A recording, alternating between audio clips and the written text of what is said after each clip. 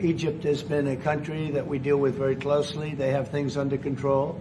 The countries that we have don't have things under control. And why now? I can say that it can't come soon enough, frankly.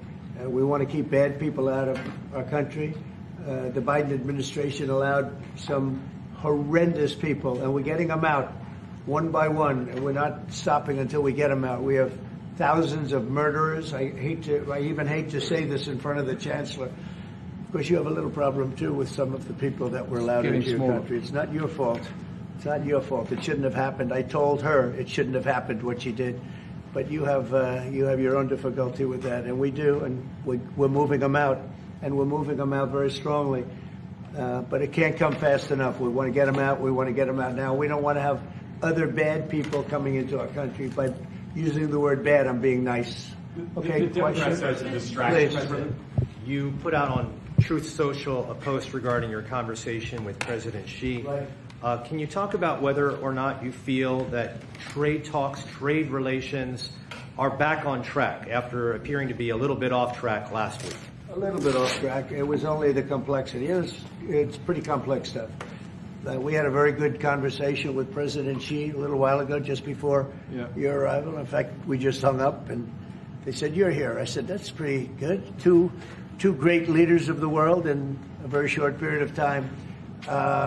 We had a very good talk, and we've straightened out any complexity. It's very complex stuff, and we straightened it out.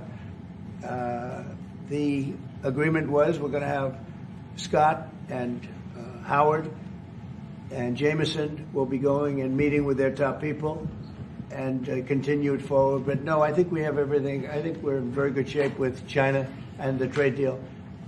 We have a deal with China, as you know, but we were straightening out some of the points, having to do mostly with rare earth, magnets, and some other things. So those reduced trade tariff rates, they remain in effect? Yeah, we have the deal. I mean, we've had a deal. We announced the deal, and we'll be, I guess you could say, I wouldn't even say finalizing it up, Scott. I would say we have a deal, and we're going to just make sure that everybody understands what the deal is. Okay? We had a really good conversation. By the way, he invited me to China, and I invited him here. We've both accepted. So I'll be going there with the First Lady at a certain point, and he'll be coming here, hopefully, with the First Lady of China. Mr. President, what do you expect from Germany? Did you talk about the Chinese students? Are you allowing them to come to the U.S.? No, Chinese students are coming. No problem. No problem.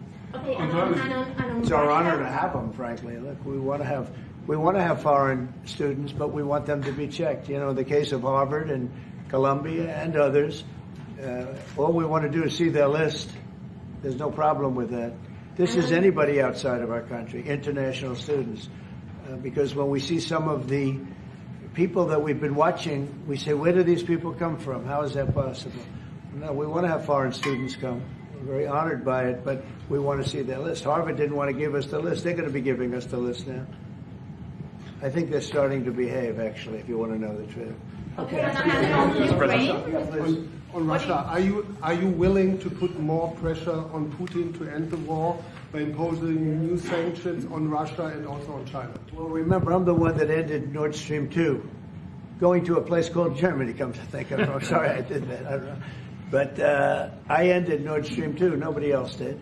And then when Biden came in, he immediately approved it. That's the largest, essentially the largest pipeline in the world, going to Germany and other countries. And by the way, we have so much oil and gas, you will not be able to buy it all. I mean, you literally, we have so much, and I hope we're going to make that a part of our trade deal because we have more than anybody else. We have actually the most by far in the world, probably double what anyone else has. So we'll work on that. I'm sure that's something we'll discuss today. Mr. President, what do you expect from Germany and what do you expect from the Chancellor?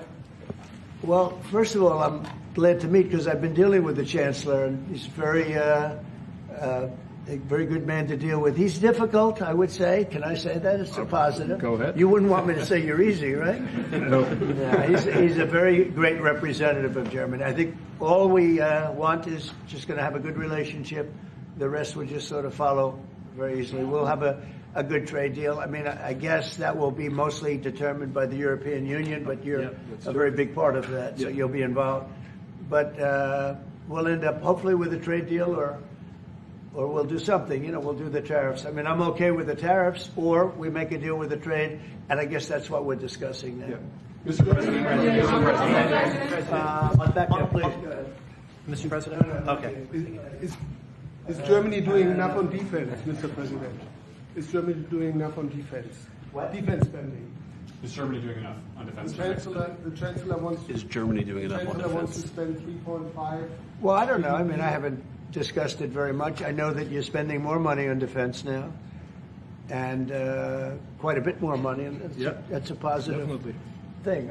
I'm not sure that General MacArthur would have said it's positive. You know, he wouldn't like it, but I sort of think it's good. You understand what I mean by that? I understand. He made a statement: "Never let Germany rearm." And I said, I always think about that when he says, "Sir, we're spending more money on defense." I say, "Ooh, is that a good thing or a bad thing?" I think it's a good thing. But, you know, at least to a certain point. There'll be a point when I'll say, "Please don't arm anymore, if you don't mind." We'll be watching him. I'm kidding. Mr. President. On Biden, Mr. President. Yeah, Biden. You said Biden. Your predecessor dismissed your auto pen investigation. He said he made all the decisions during his presidency. I'm curious your reaction to his dismissal. Well, look, the auto pen, I think, is the big scandal outside of the rigged election of 2020. I think the biggest scandal of the last many years is the auto pen. And who's using it? I happen to think I know, okay, because I'm here. And I'm not a big auto pen person, fortunately. I'm glad. I'm very glad. It's an easy way out. But it's a very bad thing, very dangerous. You know, I sign important documents. Usually when they put documents in front of you, they're important. Even if you're signing ambassadorships, and I consider that important. I think it's inappropriate. You have somebody that's devoting 4 years of their life or more to being an ambassador. I think you really that person deserves to get a real signature, not an auto pen signature. And I can tell auto pen easily. I can look at it. Like two little pinholes from pulling the paper, right? You always see the pinholes. Yeah. It's real easy to tell about auto pen. I think it's very disrespectful to people when they get an auto pen signature. Outside, auto pen to me are used when thousands of letters come in from young people all over the country and you want to get them back. And, you know, people use auto pens for that, to send a little signature at the bottom of a letter. We have thousands of them. We get thousands of letters a week. And it's not possible to, you know, I'd like to do it myself, but you can't do it. To me, that's where auto pens start and stop. But I'm sure that he didn't know many of the things. Look, he was never for open borders. He was never for transgender for everybody. He was never for men playing in women's sports. I mean, he changed. I mean, all of these things that changed so radically. I don't think he had any idea that what was, frankly, I said it during the debate and I say it now, he didn't have much of an idea what was going on. Mr. President. You shouldn't be, I mean, essentially whoever used the auto pen was the president. And that is wrong, it's illegal, it's so bad, and it's so disrespectful to our country. Mr. President. Mr. President, will you lead your troops in Germany? And if I may ask a question to the Chancellor to answer in German for the German audience, how has your first encounter been? The answer is yes. We'll talk about that. But if they'd like to have them there, yeah, we have a lot of them, about 45,000. It's a lot of troops. It's a city when you think of it. That's good economic development. They're highly paid troops, and they spend a lot of money in Germany. But the relationship with Germany is very important. Yeah, we'll be doing that. No problem. May I say a few words in German to yes, the German please. public? So, danke für die Frage. Wir sind hier im Weißen Haus und ich bedanke mich beim Präsidenten für den sehr freundlichen Empfang im Oval Office in diesem weltweit bekannten Raum. Ich freue mich sehr, hier zu sein und wir bereiten eine Vertiefung unserer Zusammenarbeit vor. Ich freue mich sehr darüber. Mr. President, you've made Mr. President. Do you speak English because you speak such good English? Is it as good as your German, would you say? Do you feel more comfortable? No, it's not my mother tongue, but I try to understand almost everything and to speak as good as I can. Very good. You know, Mr. President, you've made it's an achievement, actually. Mr. President, can I follow up on the auto pen? Thank you, Mr. President. The criticism that I've seen, and I'm sure you've seen, regarding Elon Musk and your big, beautiful bill. What's your reaction to that? Do you think it in any way hurts passage in the Senate, which, of course, what is you're seeking? Well, look, you know, I've always liked Elon, and it's always very surprised. You saw the words he had for me, the words of, and he hasn't said anything about me that's bad. I'd rather have him criticize me than the bill, because the bill is incredible. It's the biggest cut in the history of our country. We've never cut. It's about 1.6 trillion in cuts. It's the biggest tax cut. You would say, people's taxes will go way down, but it's the biggest tax cut in history. It's we are doing things in that bill that are unbelievable. And when you look at what we're doing for small businesses, for people, for middle-income people, all of the things that we're doing, nobody's ever seen anything like it. And, you know, Elon's upset because we took the EV mandate, and, you know, which was a lot of money for electric vehicles. And, you know, they're having a hard time, the electric vehicles. And they want us to pay billions of dollars in subsidy. And, you know, Elon knew this from the beginning. He knew it for a long time ago. That's been in there. That's been, I would say, JD, that hasn't changed. That's been right from the beginning, Mr. Secretary, that hasn't changed at all, right from the beginning. But I know that disturbed him. He wanted, and rightfully, you know, he recommended somebody from that he, I guess, knew very well. I'm sure he respected him, but to run NASA, and I didn't think it was appropriate. And he happened to be a Democrat, like totally Democrat. And I say, you know, look, we won. We get certain privileges, and one of the privileges, we don't have to appoint a Democrat.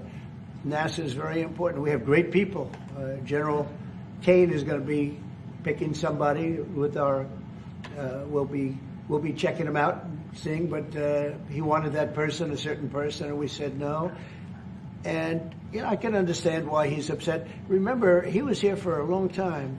You saw a man who was very happy when he stood behind the Oval desk, and even with the black eye, I said, "Do you want a little makeup? We'll get you a little makeup."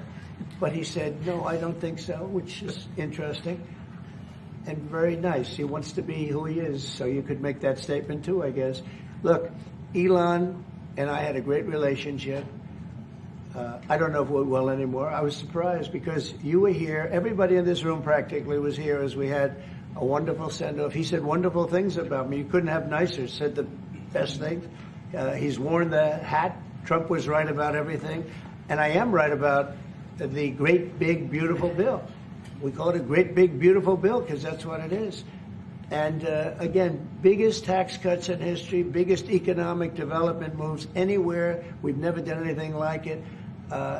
Business is spurred. And I don't know if you've seen the numbers, but the numbers came out. Even the CBO, which is run by Democrats, said that we're going to be doing, you know, I'd like you to discuss it, the $2.8 trillion that CBO, this is a group of people that are Democrats. They're very hostile to us. They just came out with phenomenal numbers, what it does. You want to mention that, Scott? Yes, sir. So what we've seen is we keep hearing from the CBO that there's going to be a large deficit from the bill, which we disagree with, but using the CBO scoring, they came out and scored the tariff revenue. We think it'll be the minimum of $2.8 trillion over the 10-year window, which actually puts the bill in surplus if you include the tariff revenue, which they won't do. It gives you a tremendous surplus, but we're not allowed to use that. For some reason, they say scoring. Nobody knows what scoring means. Maybe a couple of people, but nobody. Somebody sits in the background. They say, well, we're not going to allow that. They're not allowing other things that we have that are tremendously profitable for our country. But if you saw the other day, CNBC, they came out with numbers, and the people on the show, very good people, I've watched them for a long time, they couldn't believe the numbers, how good they are. The numbers were incredible, and that was personal income and also very low inflation. We have very low inflation. We're down to 2% now, and maybe even lower than that. And when I took it over, it was a mess. Remember, we had the worst inflation probably in the history of our country. They say 48 years, but let's say I think it's worse than that. So we had the worst inflation in the history of our country under the Biden administration. Now we're down to a beautiful number, 2%. You'd actually like to keep it there. Better than zero is 2%. It's going down maybe to 1%, and 1% is like perfect. That's perfect. You don't want to have zero for certain reasons that nobody is very interested to listen to. But we have almost perfect inflation. Grocery prices are down. Everything. Remember eggs? Eggs. We weren't going to buy another egg for the next 20 years. They were so expensive, right? Remember? You guys all hit me about eggs. Eggs have come down 400%. Everybody has eggs now. They're having eggs for breakfast again. But if you look at gasoline, very important. I think always the most important because it's the energy is the biggest factor. That's what happened. He screwed up our energy policy, and everything went up because energy went up. But now energy is way down, and they have states where you're at $1.98 a gallon for gasoline. So the costs have come way down, and one of the things I ran on was that. I ran on the border. We have the best border in the history of our country, 99.99%. It was last week, 3 people came in, 2 of them for medical reasons. We let them in because one of them had a heart attack. I think it was a nice thing to do, and one of them had something else. So we've never had, I had very good numbers for 4 years, but we really topped it. And I want to thank Christie and Tom Homan. They've done a fantastic job. But nobody mentions that anymore. Remember, a few months ago, the border was a total disaster. People were coming in by the hundreds of thousands of people a day, a week, a month. I mean, we had a month, 2 million people came in 1 month. The border was being overrun, and a lot of bad people, criminals, murderers, drug dealers. We had some of the worst people in the world coming in from all over the world. It's totally closed. And you know what? People are coming into our country, but they're coming in legally. So we've done a great job. Elon knew that. Elon endorsed me very strongly. He actually went up in campaign for me.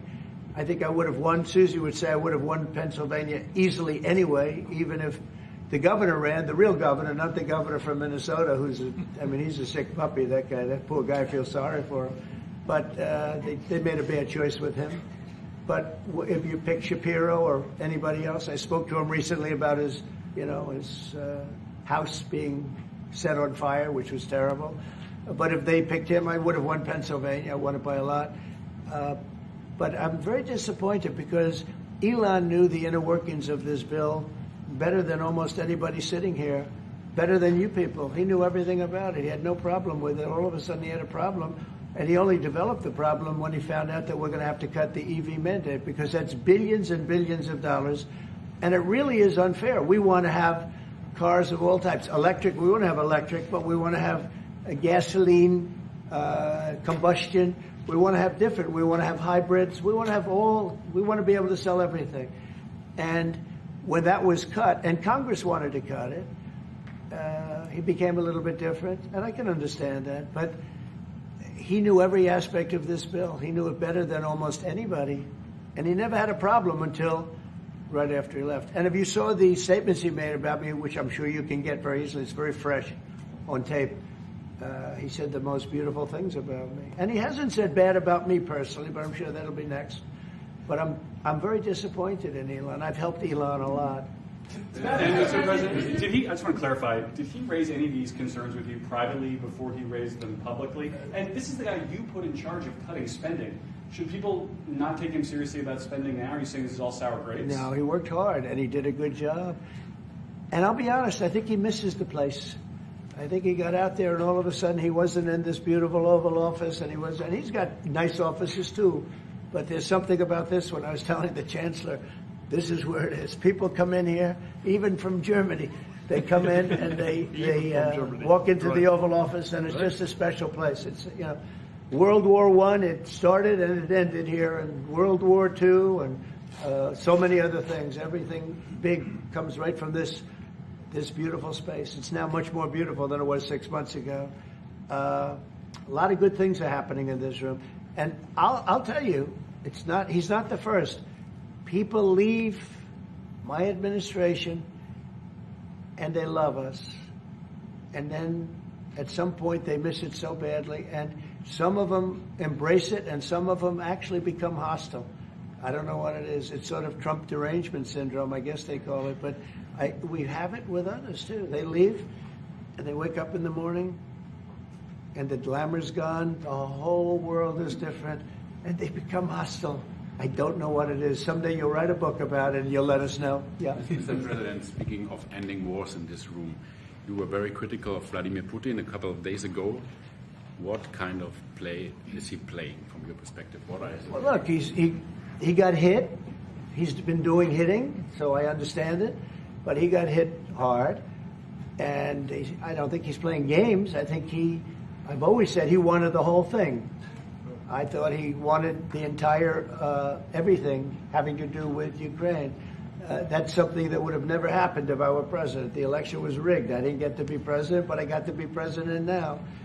And I think it's a much more important presidency. Other than a couple of things like that, the war would have never happened. The war with Ukraine, with Putin, would have never happened, ever, not even a chance. And it didn't happen for 4 years. And it wasn't thought of. I used to talk to him about Ukraine a lot. It was the apple of his eye, but he would have never done what he did. And I think mistakes were made by him, but I think mistakes were made by other people. The president should have never allowed that war. Biden should have never allowed that war to happen. If you had the right guy in here, that war would have never happened. Israel would have never happened with Hamas. That would have never happened. The attack on Israel would have never happened because Iran was broke. They had no money. They had no money to give to Hamas or Hezbollah or anybody else. And all of that would have never happened. Inflation wouldn't have happened. It was caused mostly by energy. And the Biden administration messed up my great energy policy. We were down into the $1.90 a gallon, and it would have never happened. It was caused by energy and their bad spending on the Green New Scam and other things that they spent on. But all of those things would have never happened. But maybe most importantly, the war, Chancellor, with Russia would never have happened with Ukraine. It was something that would have, I dealt with Putin a lot. There was no chance, zero. And, a lot of people say, how do you know? For 4 years it didn't happen. There was never a chance of it happening. And he understood the consequences. Now, it's a shame. And when you see all of those people, they came out with a report today that millions of people have died, much more than people thought. And I've been saying that for a long time. The amount of death in that war is far greater than the news has been reporting, or than, frankly, that either side has been reporting. It's a very sad thing. And I can tell you, just speaking for the Chancellor, because we speak about it, he feels the same way. He wants to see it ended. Would you like to say something? Absolutely. And I'm here, Mr. President, to talk with you later on how we could contribute to that goal. And we all are looking for measures and for instruments to bring this terrible war to an end. And may I remind you that we are having June 6th tomorrow. This is D-Day anniversary, when the Americans once ended a war in Europe. And I think this is in your hand in specific, in ours. That was not a pleasant day for you? No, that was not a pleasant. This was not a great in day. the long run, Mr. President, this was the liberation of my country from Nazi dictatorship. That's true. That's true. And we know what we owe you. But this is the reason why I'm saying that America is again in a very strong position to do something on this war and ending this war. So let's talk about what we can do jointly, and we are ready to do what we can. And you know that we gave support to Ukraine, and that we are looking for more pressure on Russia. The European Union did, and we should talk about that. We will talk about it. And, Yeah. it's good timing.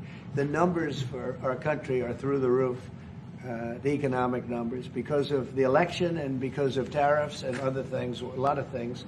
But we've had some of the best numbers we've ever had. They were reported yesterday, the day before, and even today. The country's doing really well. I think that one of the things you'd be most interested in is that 6 months ago, we were having a hard time getting anybody to join our military. I mean, they just couldn't do it. The numbers were record low. We couldn't get people to join the military. It wasn't me. This is before I got there, the past administration. But 6 months ago, a year ago, the numbers were record low. You couldn't get them to join. That included the police. And you couldn't get them to join. Now, we just hit the highest number in the history of our country, we think, but very close, but the highest in the history of our country, recruitment, joining the Army, Navy, Air Force, Marines, Coast Guard, police forces all over the country. What did you do for that? What was the reason? Spirit. They love our country again. You know? You're going to do the same thing. Spirit. We have great spirit is back in our country, and it's very simple. And, you know, it was only, Susie, 6 months ago, right, that you got reports. You're the one that released them that you couldn't get anybody to join the military, and now we're stocked. Every service now is packed, and we have waiting lists of people trying to get in, as good as we've ever had in the history of our country. So that's an honor. That's a great honor. Mr. President, on the war. You've asked. You've had enough. Go ahead. Mr. President, so would you consider to put more sanctions on Russia? Because this discussion is going on now for weeks and months, and you tweeted about it once, but then nothing happens. So yeah, when I see the moment when we're not going to make a deal, when this thing won't stop, is there a deadline? if that moment, yeah, it's in my brain, the deadline. When I see the moment where it's not going to stop, and I'm sure you're going to do the same thing, will be very, very, very tough. And it could be on both countries, to be honest. You know, it takes two to tango. But we're going to be very tough. Whether it's Russia or anybody else, we're going to be very tough. That's a bloodbath that's going on over there. And when I see the moment where I say, well, they're going to just keep fighting. You know, I gave the analogy yesterday when I spoke to President Putin. I had a 2-hour and 15-minute call with him. Sometimes, and this is me speaking maybe in a negative sense, but sometimes you see two young children fighting like crazy. They hate each other, and they're fighting in a park. And you try and pull them apart. They don't want to be pulled. Sometimes you're better off letting them fight for a while and then pulling them apart. And I gave that analogy to Putin yesterday. I said, President, maybe you're going to have to keep fighting and suffering a lot, because both sides are suffering, before you pull them apart, before they're able to be pulled apart. But it's a pretty known analogy. You have two kids, they fight. Sometimes you let them fight for a little while. You see it in hockey. You see it in sports. The referees let them go for a couple of seconds, let them go for a little while before you pull them apart. And maybe, and I said it, and maybe that's a negative because we're saying go, but a lot of bad blood. There's some bad blood between the two. I have to deal with it, and the Chancellor has to deal with it. It's incredible. The level of, there's a great hatred between those two men, but between the warring parties. Great hatred. What made you say and believe, apparently, that there's no immediate peace? What? That there's no immediate peace. There will be no. Well, I can't. I'd love to have immediate if I could. But we don't have immediate. You know, it's like I'd love to have that. I'd like it to start. Right now, we would leave a room if we knew the war could end. We'd say, forget about you guys. Forget about trade. Right? Yeah. We'd say, let's go settle it. There's some additional fighting that's going to go on. You know, he attacked, and they attacked pretty harshly. They went deep into Russia, and he actually told me. I mean, I made it very clear. He said we have no choice but to attack based on that, and it's probably not going to be pretty. I don't like it. I said, don't do it. You shouldn't do it. You should stop it. But again, there's a lot of hatred, and you know, I'm very proud of the fact that with India and Pakistan, I was able to stop that. And those are nuclear powers, and that was getting close to being out of hand. And I spoke to some very talented people on both sides, very good people on both sides. And I said, you know, we're dealing with you on trade, Pakistan and India, right now. I said, we're not going to deal with you on trade if you're going to go shooting each other and whipping out nuclear weapons that maybe even affect us. Because, you know, that nuclear dust blows across oceans very quickly. It affects us. And I said, if you're going to do that, we're not going to do any trade deals. And you know what? I got that war stopped.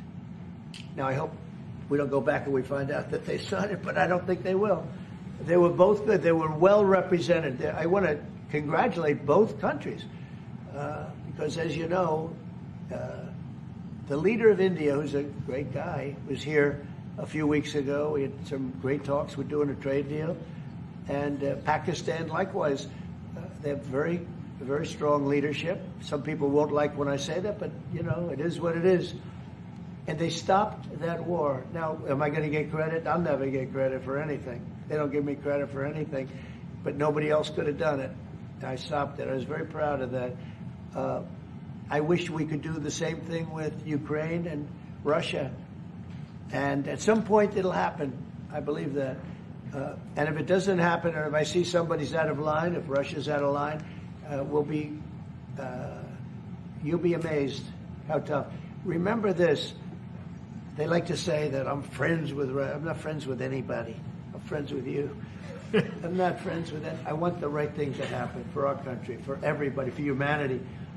But I'm the one that stopped the pipeline. It's called Nord Stream 2. Until I came along, nobody ever heard, not one person in this room ever heard of Nord Stream 2. You probably did, because it went to Germany. He's the only one Knowing that heard this was a mistake. But I stopped him. I stopped it. Yeah, and you've said that openly. Yeah. It was a mistake because, and I used to go with Angela. I'd say, well, wait a minute. We're spending all this money to defend you against Russia, and then you're giving Russia billions of dollars a month. What kind of a deal is that? You know, which was, but you said it better than anybody else. I appreciate it. But I'm the one that stopped it. And that was the biggest economic development job, if you want to call it that, in the history, think of it, in the history of Russia. That was a massive, it's the biggest pipeline in the world. Going to go all over Europe, not only to Germany. You know, they were Germany, but then they were branching off all over to Europe. Nobody ever heard of, not one person of you heard of it. And I stopped it. It was dead. And then they say, I'm friends with Putin. I got along with him. He respected me, I respected him. It would have never happened. But I stopped Nord Stream 2. When Biden came in, almost the first week, he approved it. He let it be built. And then they say that I wasn't tough on Russia. Putin said to me, you know, you're not tough on Russia. You stopped the biggest, most important job we've ever done. You stopped it. And Biden came in and he let it be built. And I'll tell you what, I'll never forget the day. I had it totally stopped. They weren't building. They gave up on it. They weren't able to. And then Biden came in and he let him build. I couldn't believe it. Okay, one or two questions more, please. Any questions? Any question for the Chancellor? Go ahead, for the Chancellor. That would be one. I like his answers much better. Will you continue to support Ukraine? Yeah, I'm with Ukraine. We just signed a big deal on rare earth with Ukraine, and we want to. I want to. You know what? I'm for stopping killing. Really, that's what I'm for. Again, a war that would have never started, should have never started. I want to see the killing stop. We spent $350 billion, much more than Europe, but Europe spent a lot also. And they spent way over $100 billion. Yeah. So you're talking about close to $500 billion went into that whole thing. And it's not even the money. And I know with you too, it's a lot of money. But it's the death that's being caused. We went to the Middle East. I went last week to the Middle East. We took in $5.1 trillion. That's many, many times. That's 30, 40 times, 50 times more than what we're talking about. It's think of that, $5.1 trillion of investment with one trip that lasted 4 days. So it's not the money. It's a little the money, but not the money, the big thing. The big thing is the death. The death of, and really the decimation. You've lost a whole culture. You know, Ukraine had the most beautiful turrets. They call them turrets, the little towers, beautiful towers, the most beautiful in the world. They're all now laying on their side, blown to smithereens. It'll never happen again. They've taken away the culture of a country. They've taken away the heritage of a country. It's a terrible thing. But most importantly, again, is the death. 5,000 plus people a week, soldiers, are being killed. He doesn't want that, and I don't want that. One more. Yeah, please. Thank you. Mr. President, do you support the Graham bill on putting high tariffs on China? I haven't looked at it, but they'll be guided by me. That's the way it's supposed to be. They're going to be guided by me. No, I haven't looked at it. It's a bill on sanctions, etc. I'm a very quick study. At the right time, I'll do what I want to do. But it could very well be okay. I'll have to see. But they're waiting for me to decide on what to do, and I'll know maybe very soon. It's a harsh bill. Yeah, very harsh. We'll take one more on the auto pen. I would like to have a question to the Chancellor as well, because Do you agree with the analogy the President made on the war between Russia and Ukraine as being a fight between two kids? Is that how you view that as well? And what do you actually want the U.S. President to do in this? Well, I think we both agree on this war and how terrible this war is going on. And we are both looking for ways to stop it very soon. And I told the President before we came in that he is the key person in the world who can really do that now by putting pressure on Russia. And we will have this debate later on again, how we can proceed jointly between the Europeans and the Americans.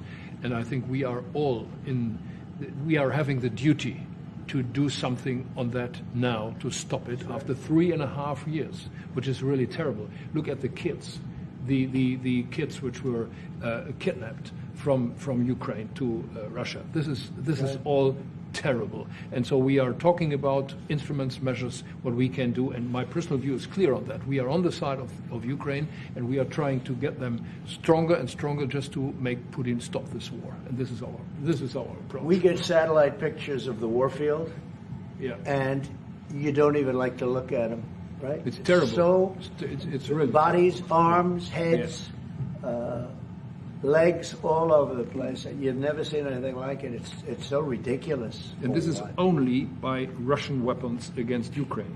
This had never happened with Ukraine weapons against Russia. Never. Ukraine is only targeting military targets, not civilians, not private, not energy infrastructure. So this is the difference, and that's the reason why we are trying to do more on Russia, how to stop this war. Well, in this case, I'm talking about the battlefield, the soldiers on soldiers. But you could also say that, too, with the cities. The cities are being hit also. So it's a terrible, terrible thing. All right. Somebody said autopen. Did I hear the word autopen? I'm just curious. Because I think it's the biggest scandal maybe in the last 100 years in this country. So when I hear that word, I think it has to be discussed because the fake news will try and hide it, and we can't do that. Well, that's what I'm asking. Have you uncovered any evidence that anything specific was signed without President Biden's knowledge or by other people in the administration acting illegally? Well, I don't think Biden would know whether or not he signed it. I'm asking if you've uncovered any of that information. No, but I've uncovered, the human mind. I was in a debate with the human mind, and I didn't think he knew what the hell he was doing. So, it's just one of those things, one of those problems. We can't ever allow that to happen to our country. The danger our country was in, and I know some of the people that worked with him, radical left, horrible people. And I could give you the name of some of the people that used the autopen, because I'm here, and I ask questions about people that were here also. There are a lot of people that were here when that happened, and they're here right now, and they'll answer your question very accurately. But I know some of the people that use that autopen, and those are not the people that had the same ideology as Joe Biden. These were radical left lunatics that used that, and they didn't get elected. He didn't get elected either, actually. Thank you very much, everybody. Thank you.